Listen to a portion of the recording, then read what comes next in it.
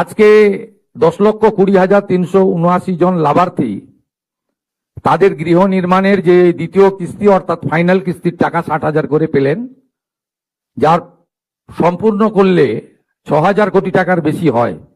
এটা আমরা একটা ধাপ এগিয়ে গেলাম এবং এই বাড়িগুলো সম্পূর্ণ হলে একটি করে স্বচ্ছ ভারত মিশনের অন্তর্গত শৌচালয় 12,000 টাকা করে আপনারা প্রত্যেকে পাবেন।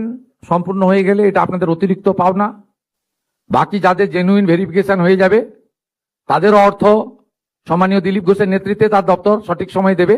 12,500 অবৈধ লোক ধরা পড়েছে, 27,000 এমন লোক পাওয়া গেছে, 57,000 যারা ভোটার তালিকা থেকে ভারতীয় নয় বলে নাম বাদ গেছে। 4 থেকে 14 পশ্চিমবঙ্গ কত টাকা পেয়েছে? 4,664 কোটি টাকা। 2014 সাল থেকে চুরি দুর্নীতি ধরা পড়ার আগে পর্যন্ত 2022 সালের 31 মার্চ পর্যন্ত টাকা পেয়েছে পশ্চিমবঙ্গ সরকার আবাসে। এই অ্যামাউন্ট হলো 30,000 কোটি টাকা। কত বাড়ির জন্য টাকা দিয়েছে ভারত সরকার? 40 লক্ষ ইউনিটের জন্য টাকা দিয়েছে, না আমরা চোখে দেখতে পাই না। বহু জায়গায় আবাসের নামে দুর্নীতি হয়েছে, চুরি হয়েছে, লুট হয়েছে। কেন্দ্রীয় পঞ্চায়েত ও গ্রামোন্নয়ন মন্ত্রী এসেছিলেন, তিনি আমাদেরকে 1 লক্ষ নতুন বাড়ির অনুমোদন দিয়ে গেছেন। 1 লক্ষ নয়, আমরা যত লক্ষ চাইবো ততই পাবো। এখনো যারা আবাস যোজনায় অন্তর্ভুক্ত হননি নাম তুলুন। আমরা দল দেখব না, সম্প্রদায় দেখব না, ধর্ম দেখব না, আমরা শুধুমাত্র গাইডলাইন দেখব এবং প্রকৃত প্রাপক কিনা দেখব এবং বিগত দিনে আপনার নামে টাকা উঠেছে সেই টাকা নয়ছয় হয়েছে কিনা দেখব। এই কয়েকটা ক্রাইটেরিয়া দেখার পরে উনি কথা দিয়ে গেছেন 20 লাখ, 25 লাখ, 30 লাখ, 40 লাখ যত বাড়ি লাগবে ভারত সরকার আমাদেরকে অর্থ সাহায্য করবে। আমাদের যে 10,20,379 জন উপভোক্তা অর্থাৎ লাভার্থী, তারা অর্থনৈতিকভাবে দুর্বল মানুষ। তারা বহু প্রতীক্ষায় ছিলেন যে পরিবর্তনের সরকার তাদের পাশে দাঁড়াবে কিনা, তারা তাদের গৃহ নির্মাণ সম্পূর্ণ করতে পারবেন কিনা ইত্যাদি দোলাচালে তারা ছিলেন বা তাদের মধ্যে ভ্রম ঢোকানো হয়েছিল। কারণ পশ্চিমবঙ্গে যত বেনিফিট সরকারি অর্থে দেওয়া হয় কখনো সরকারের নাম বলা হয় না। যেখানে ভারত সরকার প্রধানমন্ত্রী অন্ন সুরক্ষা যোজনা থেকে প্রধানমন্ত্রী আবাস যোজনা বর্ণ ধর্ম দলমত নির্বিশেষে দেন, কখনোই বলেন না যে নরেন্দ্র মোদী দিচ্ছেন, কখনোই বলেন না যে বিজেপি দিচ্ছেন। কিন্তু পশ্চিমবঙ্গে আমরা দেখে এসেছি যা হয়েছে, কখনো বলা হয়েছে এটা মমতা ব্যানার্জি দিয়েছেন, এটা তৃণমূল কংগ্রেস দিয়েছে, এটা তো দিদি করে গেছেন, এটা তো পিসির স্কিম। তাই অনেক ভ্রম আপনাদের মধ্যে ছিল যে কমপ্লিট করতে পারবো কিনা। কিন্তু আমাদের সরকার এনডিএ বিজেপি সরকার 21টা রাজ্যে এবং দেশে যেভাবে চলে আমরা সেইভাবে চলি, আমরা আলাদাভাবে চলি না। তাই আজকে 10,20,379 জন লাভার্থী তাদের গৃহ নির্মাণের যে দ্বিতীয় কিস্তি অর্থাৎ ফাইনাল কিস্তির টাকা 60,000 করে পেলেন, যার সম্পূর্ণ করলে 6,000 কোটি টাকার বেশি হয়। এটা প্রদানের মধ্য দিয়ে প্রমাণ হয়েছে যে নরেন্দ্র মোদীজির যে সংকল্প বিকাশ, উন্নয়ন এবং বিকশিত ভারত তখনই সম্পন্ন হবে যখন বিকশিত পশ্চিমবঙ্গ হবে। সেটা আমরা একটা ধাপ এগিয়ে গেলাম। আমি পুরো কৃতিত্ব দেব আমাদের মন্ত্রিসভার অত্যন্ত গুরুত্বপূর্ণ সদস্য, পঞ্চায়েত গ্রামোন্নয়ন এবং এগ্রি মার্কেটিং দপ্তরের পূর্ণ মন্ত্রী, এই রাজ্যের প্রতিষ্ঠিত নেতা সম্মানীয় দিলীপ ঘোষ মহোদয়কে। তার কার্যকালের 3 মাসের মধ্যে তিনি এই চলমান কর্মসূচির তদন্ত করিয়েছেন। কারণ আমাদের নীতি ছিল যে সঠিক উপভোক্তা চিহ্নিত করেই টাকাটা দেব, অবৈধ লোকের হাতে টাকা দেব না, অভারতীয় অনুপ্রবেশকারীদেরকে টাকা দেব না।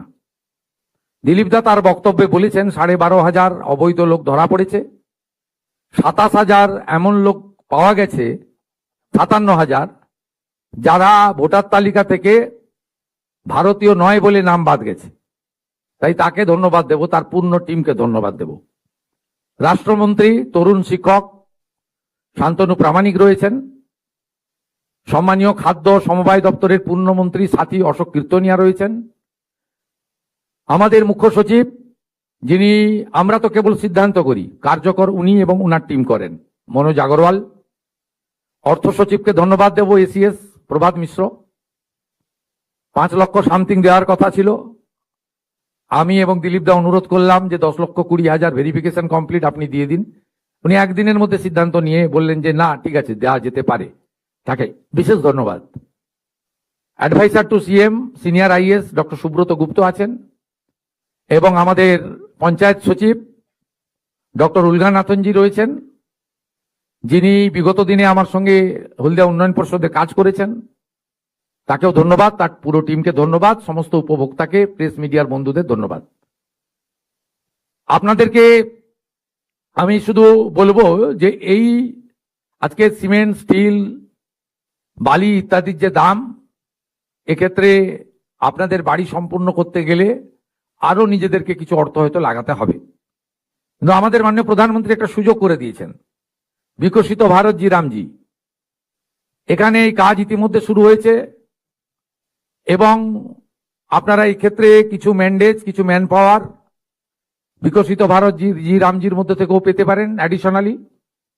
এবং এই বাড়িগুলো সম্পূর্ণ হলে একটি করে স্বচ্ছ ভারত মিশনের অন্তর্গত শৌচালয় 12,000 টাকা করে আপনারা প্রত্যেকে পাবেন সম্পূর্ণ হয়ে গেলে, এটা আপনাদের অতিরিক্ত পাওনা। তার সাথে আপনি যদি চান ইলেকট্রিকের বিল আপনার দিতে আপনার অর্থনৈতিক অসুবিধা হচ্ছে, আপনি প্রধানমন্ত্রী সূর্য ঘরেও যুক্ত হয়ে যেতে পারেন, অর্থাৎ আপনি সোলার প্যানেল পাবেন 100 ইউনিটে 30,000 টাকা সাবসিডি, 200 ইউনিটে 60,000 টাকা সাবসিডি, 300 ইউনিটে 78,000 টাকা সাবসিডি ফ্রম সেন্ট্রাল গভর্নমেন্ট। আর যদি এসসি এসটি পরিবার হন, পশ্চিমবঙ্গ সরকার নিজস্ব অর্থ থেকে আরো 15,000 টাকা আপনাকে অতিরিক্ত সাহায্য করবে, তফসিলি জাতি এবং উপজাতিদের, যাদেরকে আমরা ভগবানের চোখে দেখি, অতিরিক্ত 15,000 টাকা তাদেরকে আমরা দেব। অর্থাৎ প্রধানমন্ত্রী সূর্য ঘরও আপনি লাগাতে পারেন। এই সুযোগগুলো কাজে লাগিয়ে বাড়িগুলোকে সুন্দরভাবে নির্মাণ করুন। আর আমরা মন্ত্রিসভা বসে ঠিক করেছি যে পশ্চিমবঙ্গ নামটার ব্যাপক একটা ঐতিহ্য লুকিয়ে রয়েছে, কারণ বিভীষিকাময় দেশভাগ যেদিন হয়েছিল 1947-এ, সেদিন আমাদেরকে পাকিস্তানে নিয়ে যাওয়া চক্রান্ত হয়েছিল, পূর্ব পাকিস্তানে। সেদিন ডক্টর শ্যামাপ্রসাদ মুখার্জির নেতৃত্বে পূর্ব পাকিস্তান দ্বিখণ্ডিত হয় পশ্চিমবঙ্গ আইনসভায় 58-21 ভোটে, এবং তার ফলেই পশ্চিমবঙ্গ সৃষ্টি হয়েছে। তাই আমরা যে বিচারধারায় সরকার চালাই, এবং এটা কঠিন বাস্তব যে পশ্চিমবঙ্গ নাম, আমরা পশ্চিম নামটা কোনোদিন মুছে দিতে পারি না। পশ্চিম নামটা তৈরি করার মধ্য দিয়ে অনেক ইতিহাস লুকিয়ে রয়েছে, যা বর্তমান প্রজন্ম, আগামী প্রজন্ম জানা দরকার। তাই আমরা বাংলার বাড়ির নাম পরিবর্তন করে মন্ত্রিসভা সিদ্ধান্ত নিয়েছি, এটি পশ্চিমবঙ্গ আবাস নামে পরিচিত হবে। পশ্চিমবঙ্গ নাম আমরা কখনো বলতে দিতে পারি না, এটা আমাদের কর্তব্যের মধ্যে পড়ে। আপনাদের সকলকে ধন্যবাদ জানাই। আমরা থেমে থাকবো না, বাকি যাদের জেনুইন ভেরিফিকেশন হয়ে যাবে তাদেরও অর্থ সম্মানীয় দিলীপ ঘোষের নেতৃত্বে তার দপ্তর সঠিক সময় দেবে। কোনো কোনো সময় আমার উপস্থিতি প্রয়োজন মনে করলে তারা ডেকে নেবেন। আমরা একসঙ্গে কাজ করি, একটা টিমে কাজ করি। আরো খুশির খবর আপনারা পাবেন, ইতিমধ্যে মাননীয় মন্ত্রী বলেছেন, মাননীয় মুখ্য সচিব বলেছেন যে বিগত সরকার কেন্দ্রীয় সরকারের সঙ্গে শুধু যুদ্ধ করে গেছেন, কেন্দ্রীয় সরকারের সঙ্গে লড়াই করেছেন, বাংলার মানুষ বঞ্চিত হয়েছে। যদিও মাননীয় প্রধানমন্ত্রী নরেন্দ্র মোদীজি রাজনীতির মধ্যে থাকেন না, তিনি উন্নয়নের মধ্যে থাকেন। 2004 থেকে 14 তদানীন্তন ভারত সরকারের আমলে 25,000 টাকা ছিল, স্কিমের নাম ছিল ইন্দিরা আবাস যোজনা, IAY। মাত্র 25,000 টাকার বাড়ি হতো, তাও একটা গ্রাম পঞ্চায়েতের ভাগে 3টে করে বাড়ি আসতো, মানে এত অল্প বরাদ্দ ছিল।